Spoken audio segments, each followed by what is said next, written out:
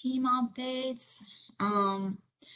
Mike has officially retired and he will be missed for sure. However, David will be taking over inspection scheduling with the help of Smartsheets that he designed personally, and it works great. And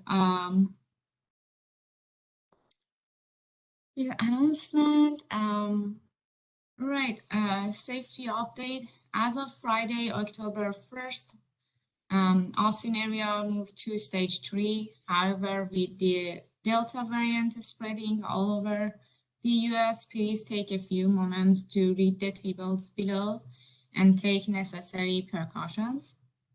Please follow CDC guidelines and austintexas.gov/COVID-19 as a reference. If you're not vaccinated, please continue wearing masks for door-to-door sales and attending the inspections. As always, let us know if you have any questions or concerns about attending in-person inspections by emailing us at solar@austinenergy.com. All right, I pass mic to Sarah. Alrighty, guys, I know everybody is anxious to hear the updates about the shutdown wait time. I realized that I had failed to update that first slide that said the service upgrade wait time, which is of course connected with the shutdown wait time. The wait time for shutdowns is still 6 months or longer. So the high level here is I just included this little table over here so you guys kind of have a sense of the increase. Of course, you guys know probably more than we do how big the demand is for storage now, in particular after Winter Storm Uri, but also I'm sure just because of the growth in Austin. But you can see that we've kind of since 2019, storage only made up about 1% of our rebated projects between March and August. In 2020, it was 2%, and in 2021, it was 14%. So that's a pretty big rise, and that's just for batteries. That doesn't even include the 150 or so new generators going in out there. So that's just sort of a reason for the delays. Please plan accordingly and communicate to your customers. LOI milestones will not be enforced for projects awaiting shutdowns. And just always remember to call in the day before your shutdown so that you don't miss your window and get moved to the back of the list. Now, the good news here is that Austin Energy and DSD are working very hard on coming up with a solution to fix this, both in the short and long term. The short-term solution is not great, but it is better than nothing. They have field operations that opened up Saturday shutdowns for generators and batteries. There is no additional charge to schedule a Saturday shutdown, and they are prioritizing generators and batteries through mid-December at least, and they may extend it beyond that. To schedule your shutdown for your project for a Saturday shutdown, please call Service Dispatch. It's my understanding that there's been limited uptake on this. I'm not sure if that's just because we're not getting the word out, but or if it's because of overtime pay or whatever. But definitely for those of you itching to close out projects who have your equipment in and installed, go ahead and get on the list for this because you could get turned around really quickly on it. And so we're hopeful that provides a little bit of relief. And then there is another measure being worked on by Austin Energy and DSD, and we're hopeful to have some guidance on that by December. So next. This is just a quick update about inspections, and we're going to hear a lot more about inspections in the next section, but this is just sort of a quick summary slide. Please note that all inspections are requested now through the Smartsheets form. We will be starting regular evaluations of pass rates starting now. So we're going to evaluate here in the first quarter of the fiscal year, and then we'll sort of determine whether evaluating on a quarterly or 6-month basis is a better way to ensure that everybody's staying on top of their inspection pass rate. Again, this is just a sort of quick reminder, like this is really to help you guys to make sure that you have the resources that you need to successfully pass inspections. We've done a lot of work on our end that we'll talk about a little bit later in the presentation to help tighten up our inspection process. And now that we've done that, we kind of want to make sure that the pass rate is reflecting the work that we've done. So if the work that we've done is not helping you pass more inspections, then we want to go back to the drawing board, because we want always to be data driven in our decisions and our strategy. If you are struggling to pass inspections, a few tools that you can use are, you may always schedule a pre-construction 100 with our lovely inspectors.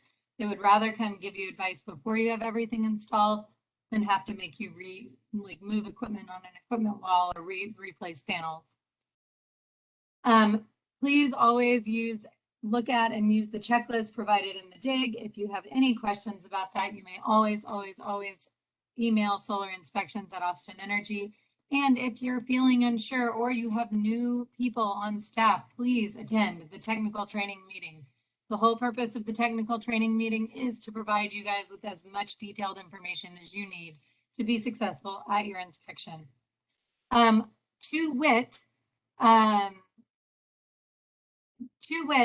The open inspector position the full-time inspector position is still open. Please spread the word.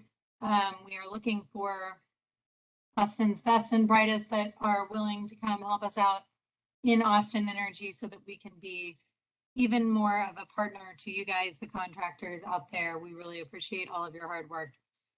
This is another reminder that attendance at inspections is now mandatory. I know that we've had about 2 years of it being on and off, but it is currently mandatory. If you are not able to make your inspection, or you are not, if you are for whatever reason uncomfortable with attending in person, you must notify us at least 24 hours in advance. I apologize for not putting the email up here, but again, that is at solarinspections@austinenergy.com. If you will not be present and you want your inspection to continue forward, you must email us and let us know at least 24 hours in advance so that we can coordinate with our inspectors. If we do not hear from you and you do not show up to the inspection, you will fail the inspection and that will count against your inspection pass rate. So we're just trying to give you, a good heads up. And I'm gonna go to the chat to answer some questions here. So Ms. Reams, regarding Saturday shutdowns, it is my understanding that the primary purpose of it is for batteries and generators, but due to low uptake on that end, I believe that you could call in and ask if they don't have a full docket for the Saturday. I believe that they will include your upgrade, your service panel upgrade in that lineup.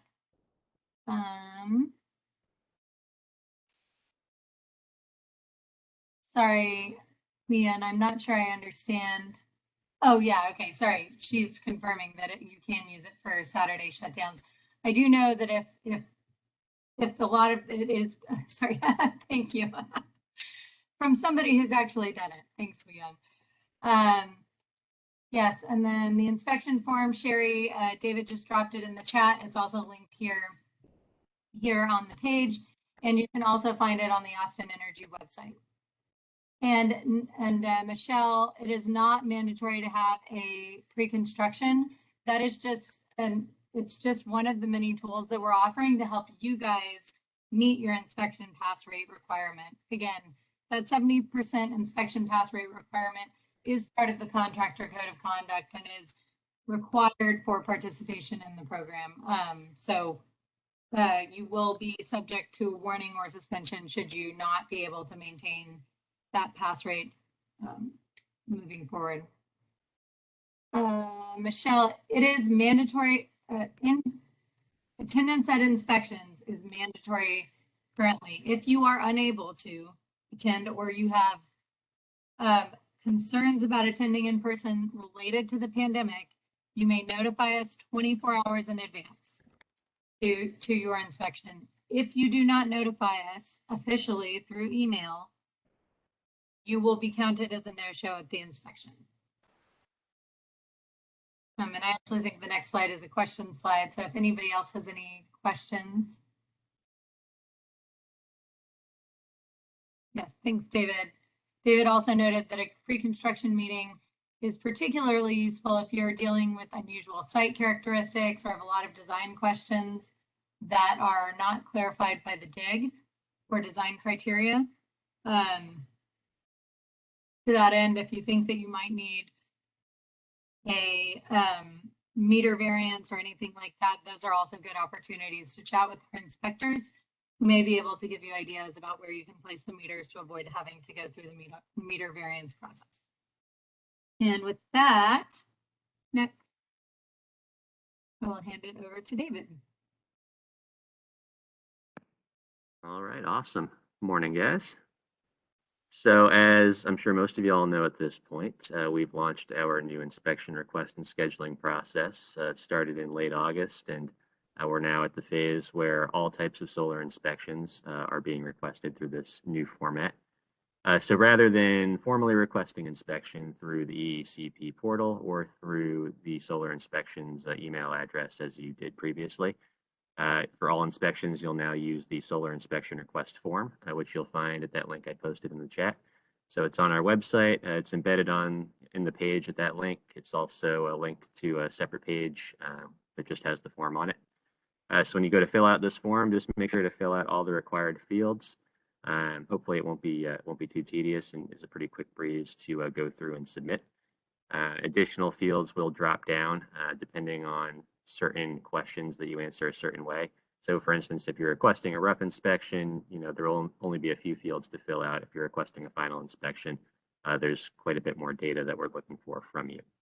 And then you'll submit the form online once you've fully filled it out. We'll receive it on our end, and it will join the queue of inspection requests, and we'll schedule generally in the order in which those requests come in. I know occasionally we do receive some requests for next day inspections or inspections, within a very short time frame. For final inspections, I'm generally not able to honor those types of requests just because of the way that we do schedule. I'm trying to go in order in which the requests were received. So for rough inspections and pre-construction meetings, we do try to schedule those as quickly as possible. But for final inspections, the wait time is usually about 2 weeks these days. So just want to make sure you're all aware of that in case you do have, final inspections that have some urgency around them. Just make sure you request those as soon as you're ready. Another note about the inspection request form, there is a place on the form to leave notes. If you have any notes about, if there's a gate code, for instance, or there's any detail that you want to provide to us about your inspection that, is not a field anywhere else in this form. And there's also a place on the bottom of this form as well to attach any documents that you would like to give to us. One note, I've been noting that some of you have been uploading the attachment, uploading the invoice as an attachment to this form. So the invoice will still be uploaded to EECP as part of the actual rebate application process. You do not need to include the invoice with the inspection request form. But if you do have, for instance, plan set documents that you want to provide to our inspectors, if you want to attach, a copy of the permit, something along those lines, those are always appreciated. Our inspectors do look at those in advance of the inspection, so it's always good for them to have more information on those things. And then a note here too that if Austin Energy is not your service provider, because there are other service providers in the Austin area, like Encore or Bluebonnet or PEC, if any of those are the service provider at the address, then of course you won't come to Austin Energy to request inspection. You'll go through the Austin Build and Connect permitting portal and schedule inspection the way you would for any other type of electrical inspection that's not solar in the city of Austin. And another reminder here, just to make sure to request final inspection only after work has been completed and fully vetted. This helps to, maintain a higher pass rate. Just make sure your system is fully ready and, up to code and up to safety standards before we come out to give it a final inspection. All right, next slide, please. Awesome. So this is the way it works in EECP when your installation is complete and before you're actually going to formally request the inspection. So this works the same as it did before for rebated projects. So you'll still need to close the installation step in EECP. This is important because I have seen, I think just out of confusion, I've seen a few cases recently where we completed the final inspection, but the installation step was still open. So in order, before you submit the inspection request form, I would advise closing out this installation step. So what you would do is, go into installation, you would update any system measurements that may have changed from the time of your application to the time of completing the installation. And then you would upload the invoice at this stage as well. And then once you've done that, you'll select the outcome of work complete. You see that there's a box over here that's drawn around work complete. It should already be filled in there anyway. You'll fill in the actual visit date field with the date you're processing that step. And then you'll hit that process button on the upper left corner. And what that will do is that will close the installation step and kick off a post-inspection step in EECP. The difference now is that closing the installation step does not serve as your formal inspection request. You'll do that through the inspection request form on the website. Then once you submit the inspection request form to us, you'll receive notifications at each step of your inspection process. So you'll receive a confirmation email from us when your request is submitted. You'll also receive notifications when your inspection is scheduled and when it's completed, whether it passed or failed. We'll also send you a notification if we have to cancel and postpone your inspection for any reason, or if it needs to be rescheduled from its original time. Note that the sender on all those emails will be Austin Energy Solar Inspections via Smartsheet, or if it is a notification that your inspection has passed or failed, it will come from one of our inspectors via Smartsheet from their accounts. So just make sure that to prevent any of those emails from going to spam, because I know that's a possibility, just make sure to add this email address, automation@app.smartsheet.com. Just add it as a safe sender in your spam filter to make sure that those emails are not sent to spam. Toby, I see your question about whether battery projects are more likely to fail. Statistically speaking, I don't have the data to say whether they are more likely to fail. I would say they're probably just as likely to pass or fail as any regular final inspection that doesn't involve energy storage. But just again, a reminder to make sure that those systems are fully quality checked before you call for final inspection. We obviously do have guidance on energy storage systems in the interconnection guide, and I would definitely recommend reading up on that anytime you install a battery. And yes, to clarify, you need to fill in the actual visit date in the installation step before you process the step.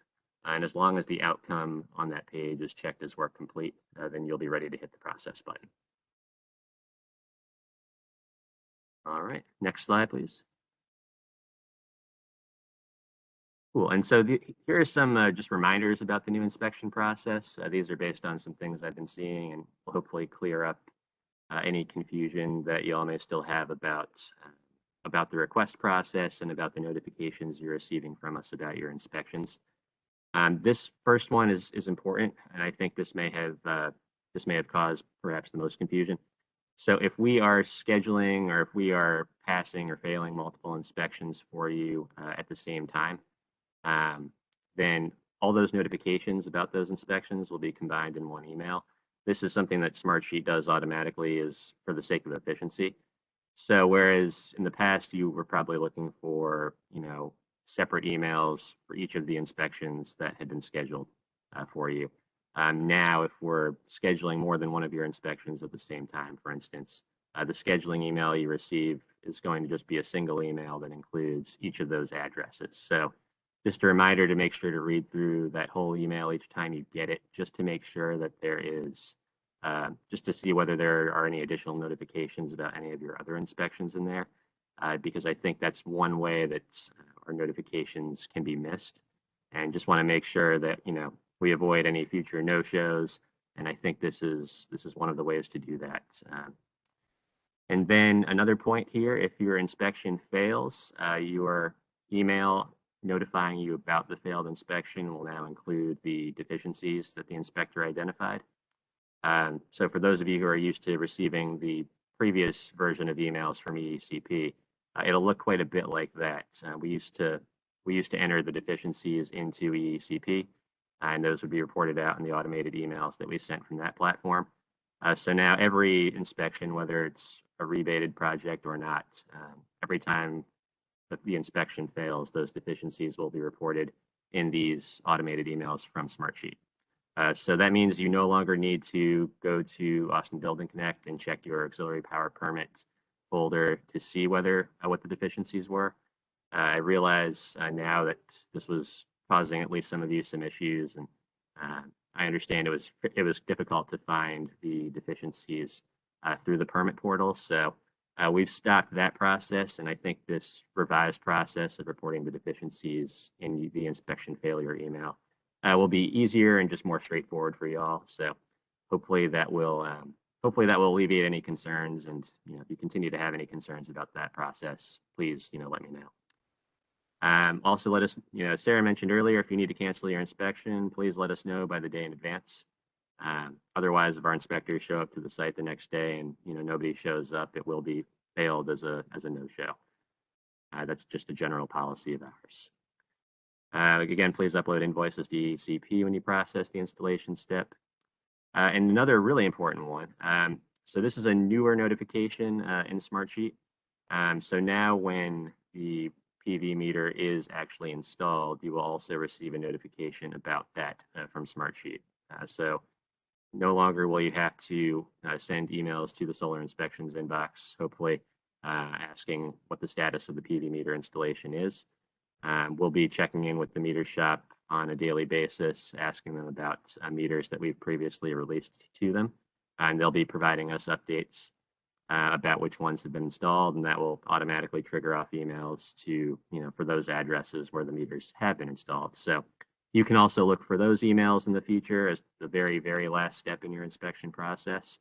And hopefully that will be a significant improvement in your experience with this process as well. And then just a note on something coming soon. I'm working on making sure that this will be useful for you, but the goal is to have reports for each contractor on the status of your inspections that are in the queue. I know, especially for those of you who have a lot of projects in the queue at the same time, this may be particularly helpful.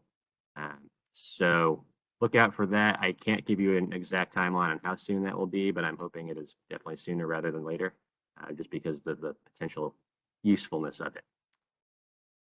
And then let's see. Just going to look at the chat here and see if I've missed anything. I think Sean's question about the battery projects is one that we definitely need to address. I don't remember where we came out on this, but when they have a battery on extended back order. Right. Yeah, so in those situations, Sean, there's some additional material I can email to you on that as well. But generally, our inspectors have agreed that they can inspect the solar portion if it's ready, even if the battery is not installed yet. And what happens is if that inspection for solar passes, it will be a partial pass is what it's called on the auxiliary power permit. So the auxiliary power permit would remain open after the solar inspection passes, but we'd still be able to release the solar meter so that Austin Energy can install the meter. And then you would need to reach back out to us once the battery is installed so we can come back out and inspect that portion later on. But yeah, so we're using a partial pass on the permit for those where we can just inspect solar right now. And also, when you request that type of inspection, please just do leave a note in the inspection request that there's a battery that is going to be installed but isn't actually installed yet. That way, we'll know the difference. And then, I think also, please make sure that you keep your permits open and current and don't let them expire. If it's going to be a long time. Yeah, and another related reminder, as I'm sure most of you know already, if you have any permits that you needed for service upgrades, please make sure those are closed. The DSD inspects those and closes those out before you schedule the final solar inspection with us.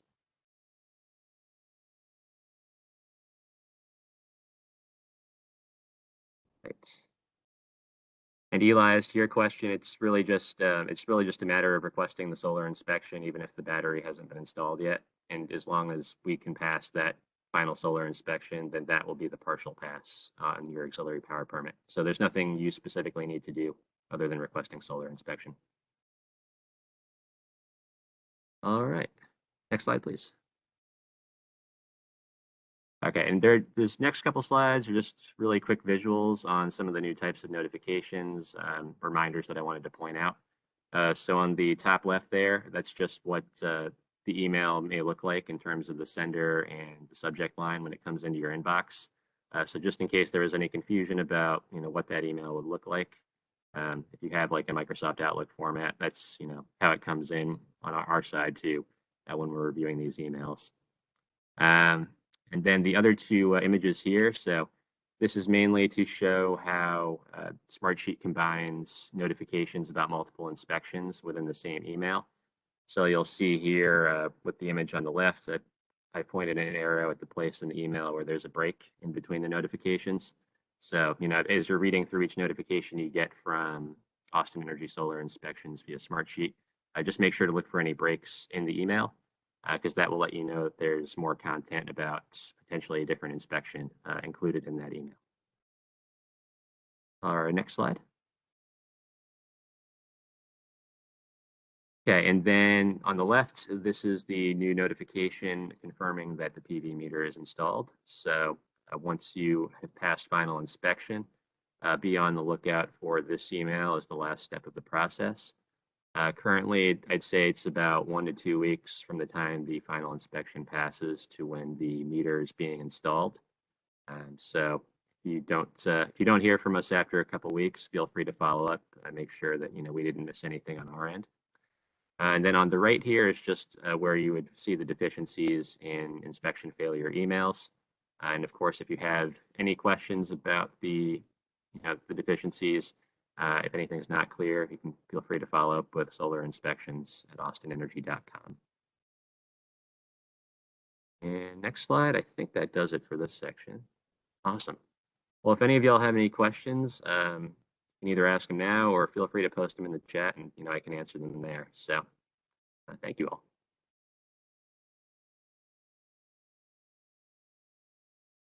I did, just before we pass it over to Val, I just wanted to make a quick clarification about our the inspection pass rate evaluations moving forward. I did want to note that because it's been crazy couple years, what I wanted to kind of clarify is that we will be starting in October, we will be taking our data set. So we're not going to use the historical ones because, as I think was noted, we didn't necessarily have super consistent inspection practices for a while, as we had a lot of turnover and we didn't have super clear guidance on batteries and things like that. And so I just wanted to clarify and assuage anybody's panic that that we're not sort of going to hold you guys accountable for the period of time in which we were all trying to figure out the new systems. It will just be something that we use moving forward to help everybody, help kind of fine tune our program and ensure that our customers are getting the best possible service. Sorry. Thank you. I actually just wanted to pop back in real quick with just another quick update, but this is something that Rory asked me to pass along to all of you. But there is a 2-day seminar that the Central Texas Building Professionals Institute is holding on updates to the National Electrical Code, and then also on solar, requirements as it relates to the NEC. That conference is happening both in person at the Airport Hilton here in Austin, as well as there's an online, version of it. So if any of y'all have electricians who are interested in attending and, learning more about those NEC updates and how they affect solar, I'll try to find the link and post it here in the chat. But Rory just wanted to let y'all know about that just in case, and I'm letting you know here.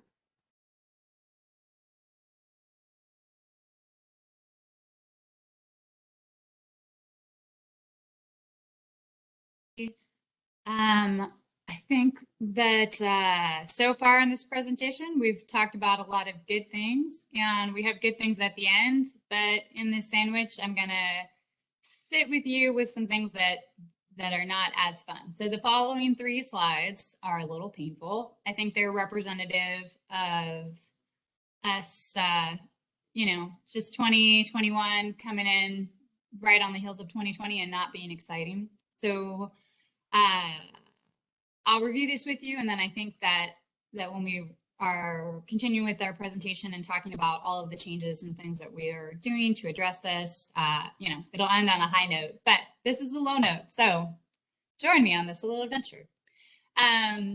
We do customer surveys for our program participants, and it's not too surprising that the results from the last quarter kind of across the board are pretty low. And, you know, I know that's where David's work is so instrumental, and also the trainings that we're doing and all of the new hires. So we're working on it on our end. But even with all of that going on, you know, the record for the last quarter is as follows. So right now we've got customers, well, when I say right now, these results, of course, were collected over the last quarter. So we're looking at, as at note points, you know, people whose systems wrapped up around April and July. But we had some very unhappy customers. I'm sure you guys felt this as well. So, you know, we'll continue to address this now that we have more inspectors. And of course, we're always kind of revamping our training, our technical training meetings. Please do get your staff over to the meetings if you guys are finding yourselves having re-inspections. And we'll also, we're continuing to work on the dig in our technical documentation to make sure that that is clear and to, you know, to make it useful for everybody. Next slide.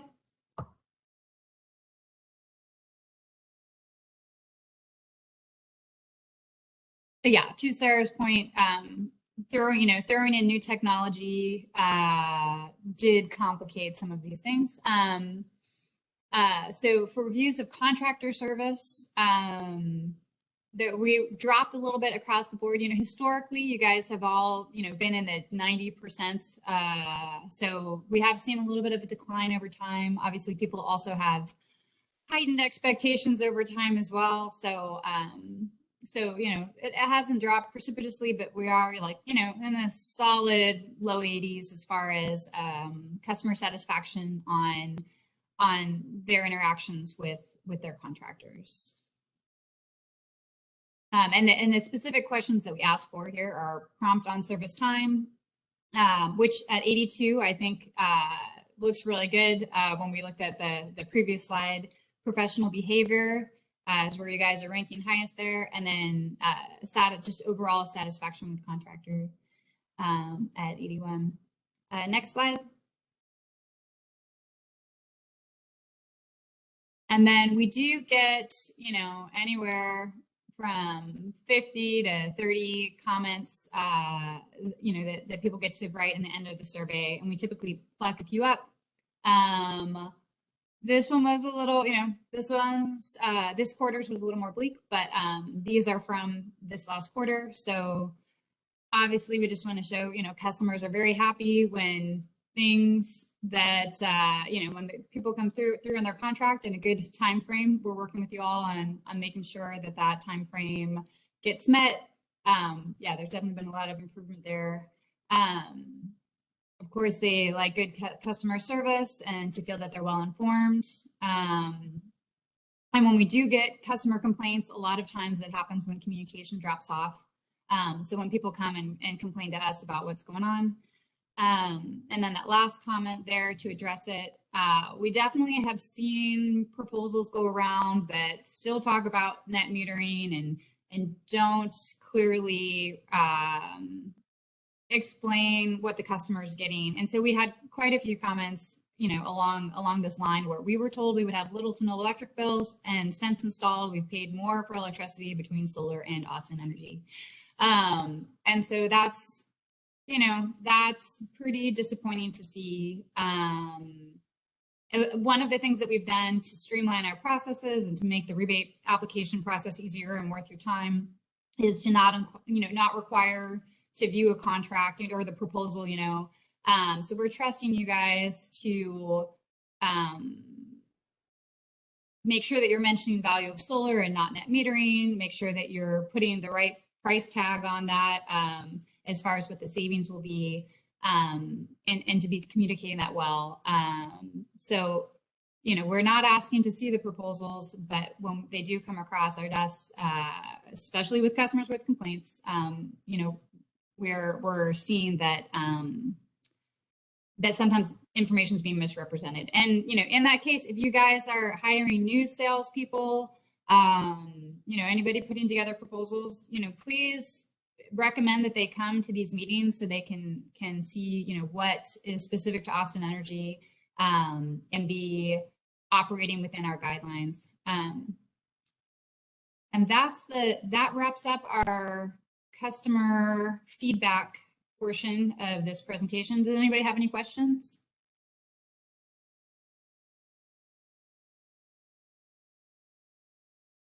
Yeah, well, I'll just acknowledge it, you know, this portion of the presentation covers a time that I think was pretty hard for everybody. So, you know, hopefully we're through it. I think that next quarter will look better for everyone. And I'm happy to go to the next slide and pass the baton.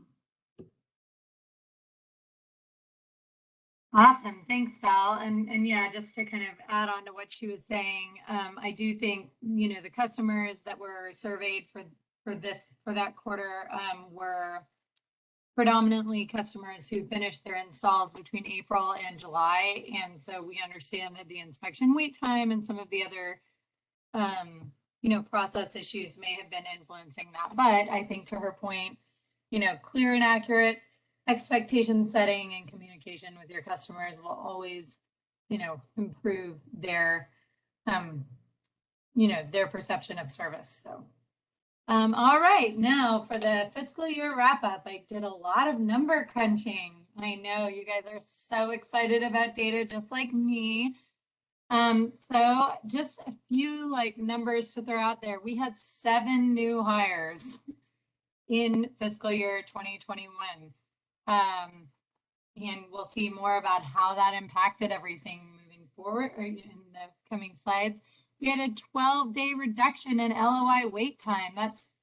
And I'll show you more on that in a sec, but we cut the LOI wait time in half. And by we, I mean mostly Val. And of course, the diligent team of reviewers, David and Nafi, but Val's amazing process improvements allowed us to cut the wait time in half.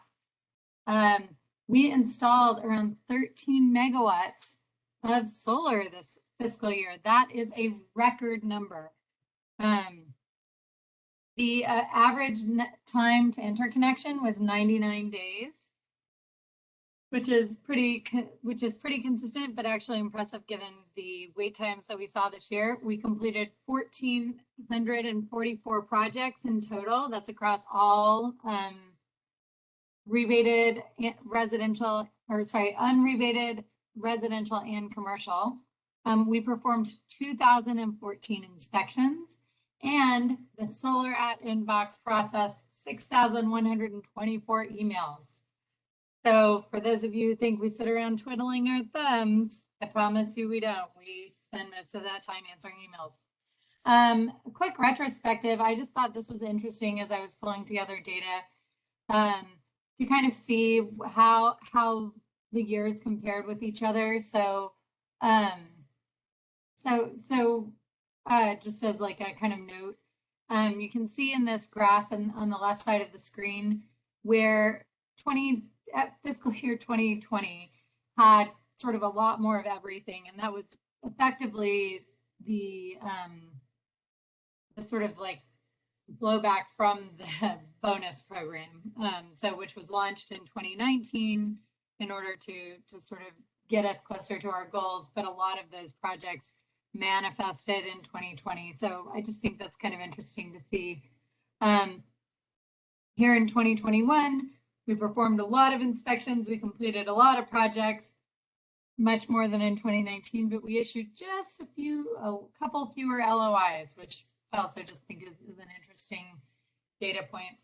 But yeah, but we did, however, in spite of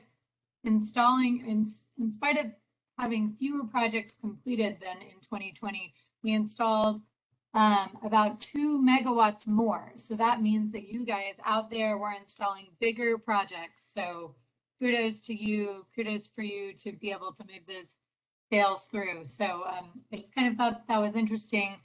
Another note, and I don't have the calculation here on this slide, but one of the ways that we historically have kind of like compared or sort of understood what our inspection pass rates across the board / our reinspection rates are is the ratio of inspections to projects completed.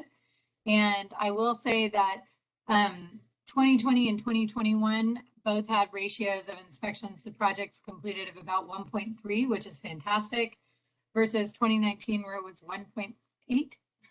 So just a few notes for you guys. Y'all are doing great, ever improving. Just kind of, to me, I'm a data person, so I kind of find all of this stuff very interesting. Hopefully some of you guys do too. It's always good to know kind of how we compare to previous years. All right, so next. All right, as far as the annual review, just kind of an understanding of where we are in our goals. We almost made it all the way to our residential goal. We installed 6.5 megawatts out of 7, so that's pretty darn good. We were only about 50% of the way through our commercial goal with an installed 2.6 megawatts. But the real dark horse here this year was the 3.8 megawatts of unrebated solar that got installed. That comprised almost 30% of our total installs this year. So interesting data. I know some of that had to do with the declining uptake or customer caps in the commercial program, which we will address in our new program. But some of it, I think, just indicates that people are so urgently ready to get solar on their homes that they are just moving. They're just moving forward as quickly as they can. Sorry, I'm seeing a note from Ronnie regarding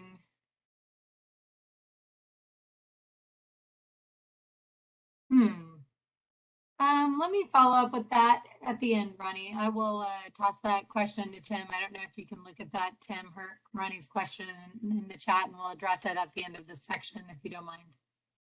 All right, next slide. All right, a few of the very major accomplishments here in 2021 were, as I noted, so our solar at inbox, I know it seems, you know, when we've been harping on it in all of these meetings and when we were going through the transition, I'm sure that it just seems like a just bureaucratic moving around of things, but it actually has had such a meaningful first year in action.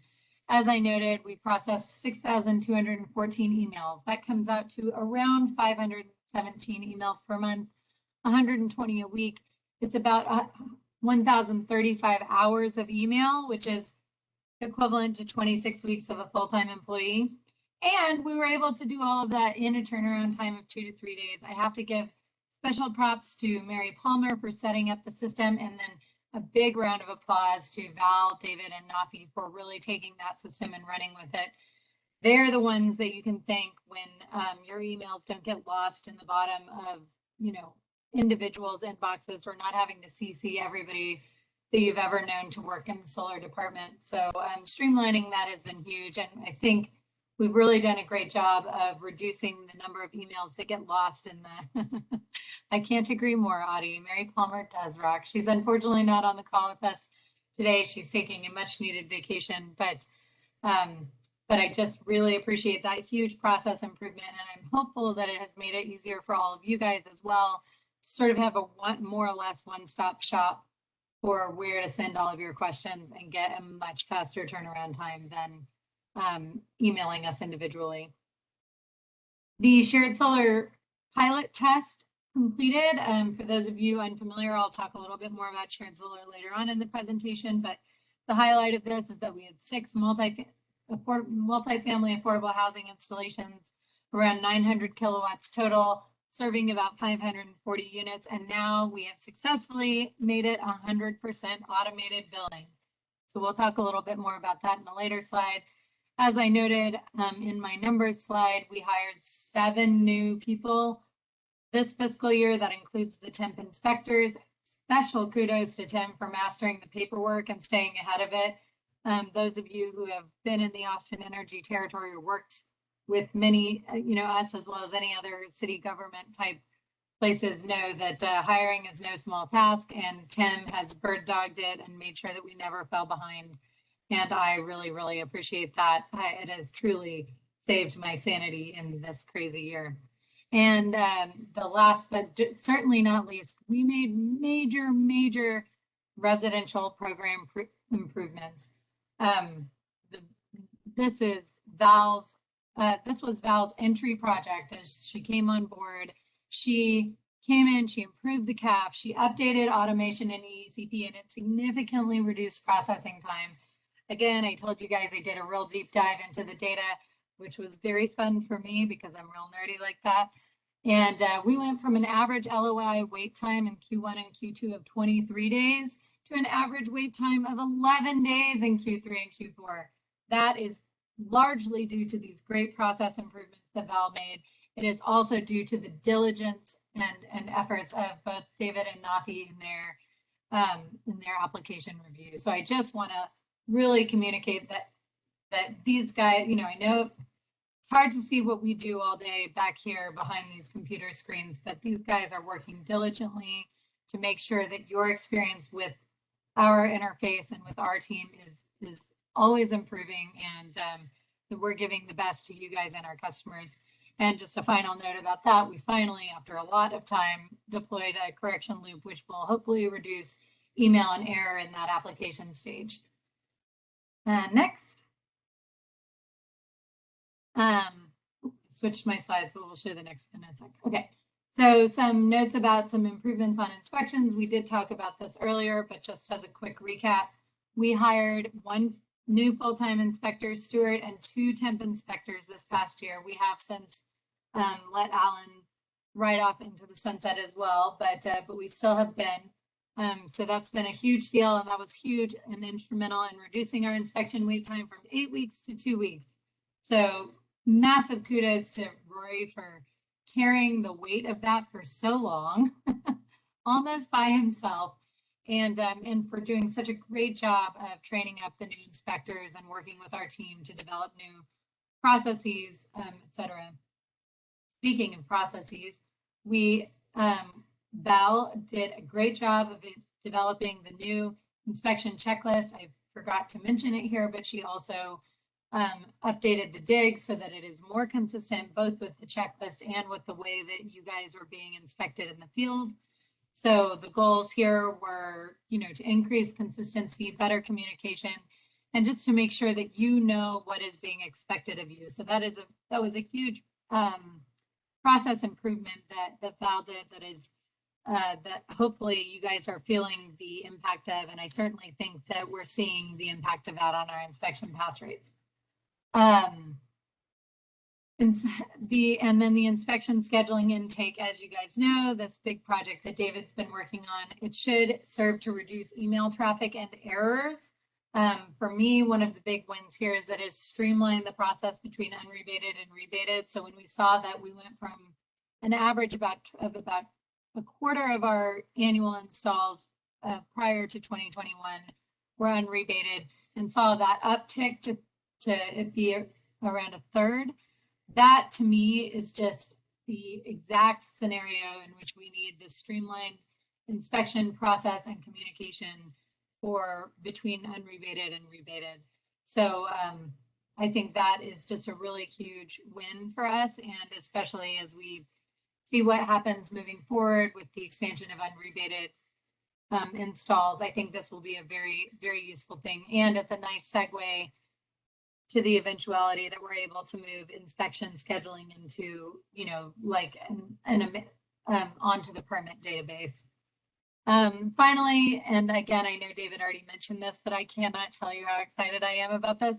The communication about meter releases, I mean, this has been years in the making, and it seems like such a small thing, but I hope that communication serves you and your customers very well moving forward. Next slide. And again, like I said, data deep dive, real nerdy over here. But just wanted to kind of show you guys a graph that indicates that can kind of give you some context about what this year has looked like. It's been a rough year. It's been a crazy year. But it's always nice to see visually represented how much of an impact our team was able to make. And so you can see here inside of the blue box, all that spikiness was when both of those spikes actually directly correlate to when I was onboarding Val and David respectively. And then you can see they kind of got up to speed. They immediately jumped on board and were able to drop our processing times pretty significantly out the gate. But then the real big improvement you can see is when we rolled out the EECP and CAP improvements there in May of 2021, and you just see those wait times, the orange and the red, dropped almost nothing, and that is hugely due to the process improvements and the training and diligence of our team. So again, I know I already harped on it, but I'm still proud of them, and I'm so grateful for the hard work that they did. And similarly, you can see that the new inspectors, both Stuart and Ben, kind of came on and got fully into action there in June, July time period. And I just think it's so funny when you look at a graph like this, you can really almost tack each of the spikes to a life event of an individual on our team, because we are such a small team. So Rory had to take some much needed time off, and you can see that we kind of had a little bit of an uptick when he was off for a few weeks, but that we're back down to real good, week to 2 weeks inspection time, wait time. So I just wanted to kind of throw that out there for you guys to kind of see what we look like now, and just really note the dramatic improvements, in particular in application and LOI processing times as compared to the last 2 years. So just cannot agree with Ronnie more that we make a great team, and we're hopeful that we can continue making huge improvements for you guys that make it easier for you guys to get out there and sell solar. Next. I'm sure there are so many questions about how we're so amazing, but anybody have any comments, questions, concerns?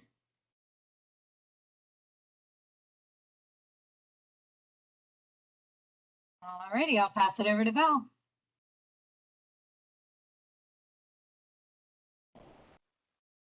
Hey, thanks, Sarah.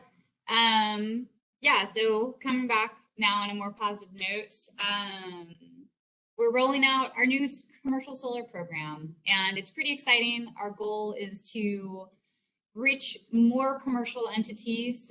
We're doing that both by including a better incentive for nonprofits, and then also by allowing multi-megawatt installations to receive rebates, and then also just to make it better. So we're trying to get the, deliver the incentive faster over a 5-year period instead of a 10-year period, or as an upfront rebate.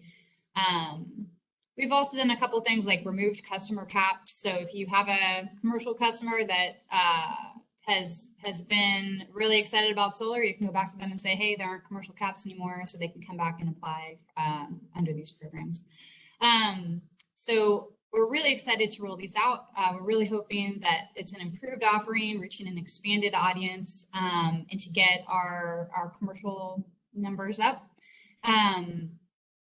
We've broken it down into 2 programs within EECP, so it's easy to talk about it for me, like how you'll approach it in EECP. So you'll be either able to sign up for a performance-based incentive program, or you can sign up for the capacity-based incentive program. And the next slide, we'll talk about how that gets cut up.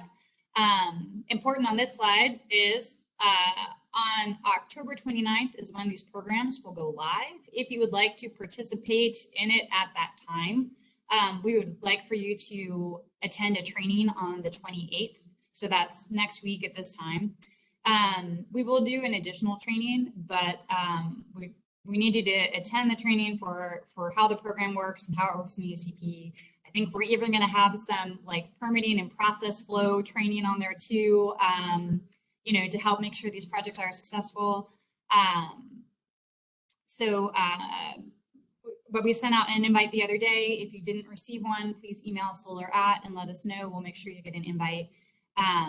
It'll be geared around, the program's offerings, and then we'll do a deep dive into how to get them through EECP and the permitting process. Next slide. So as a quick summary here, what we've got is a table with all the things. On the left side, you have your capacity-based incentives. These are available for nonprofit companies for installations of any size, but we're capping our rebate at 400 kilowatts. And then for smaller installations, it doesn't matter the size of the company. So, we don't care about the size of your customer. We're purely looking at the size of the installation here. If they're installing an array that is under 75 kWAC, then they can choose to get an upfront capacity-based rebate at 60 cents per watt. We calculate that in DC. So we think that this will be, we hope this will be a hit. If for some reason your customer prefers to stick with a performance-based incentive, we still offer that, and it's available for both nonprofits and smaller installations. And we're offering it at a higher rate than before. So anything under 400 kilowatt AC will receive 9 cents per kilowatt hour, and we'll be paying that over 5 years. So they'll see that return on investment sooner, hopefully.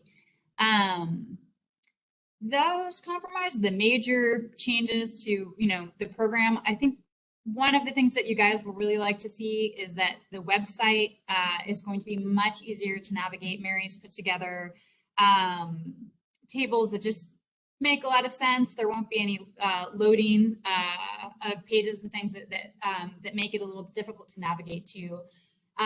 So we'll be coming out with lots of ways to explain this program easily to your staff and your customers. And so hopefully that will also be counted as an improvement to this program. And then, I've made a lot of changes in EECP. I won't go into depth here, but if you guys come next week, we can talk about how we've improved communications, and you guys can now see if we extend your LOI expiration date. You'll be able to see that right on the page, and we'll be communicating that sort of stuff with you all. So it should be fun. I think that's the last slide on this. What's on the next slide? Yeah, we're moving on to shared solar. So I guess, if you guys have any questions about the commercial solar program,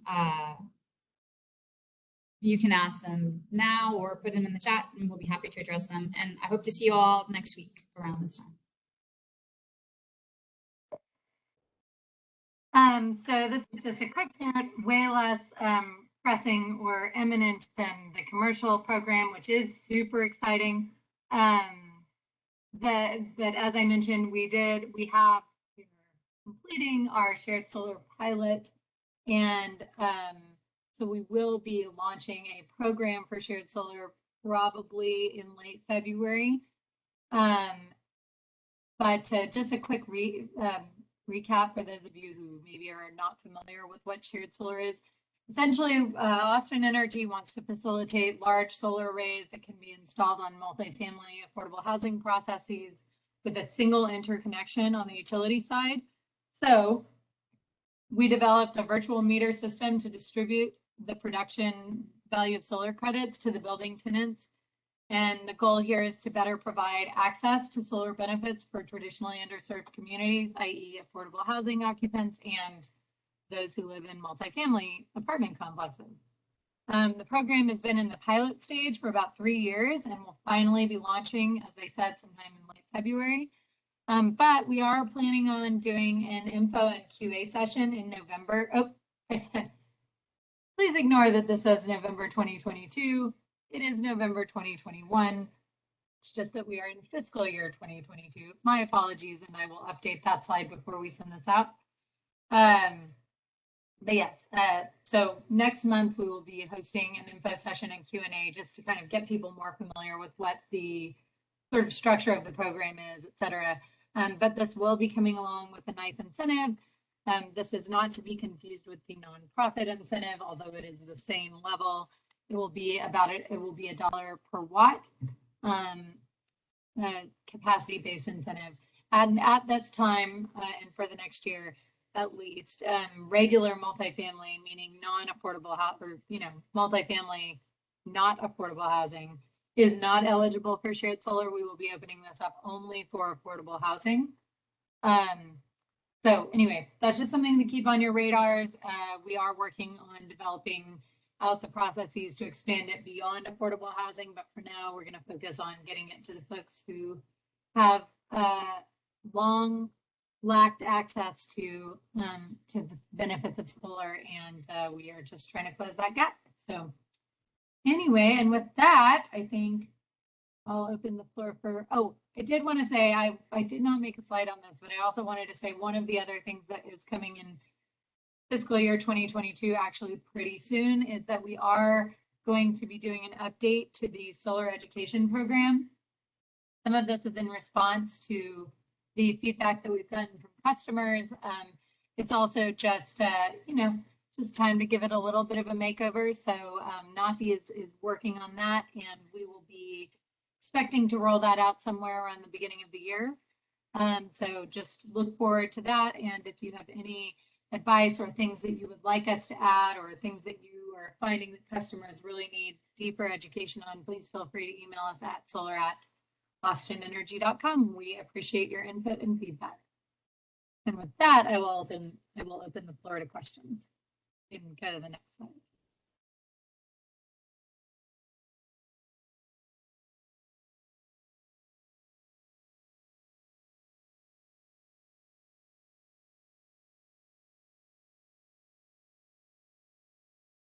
All righty. Well, for no more questions, of course, we always close this out with the next slides are just a reminder of the contact information.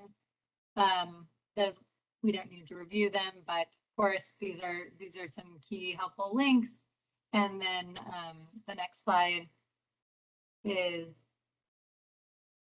contact information. Thank you guys so much for coming and participating.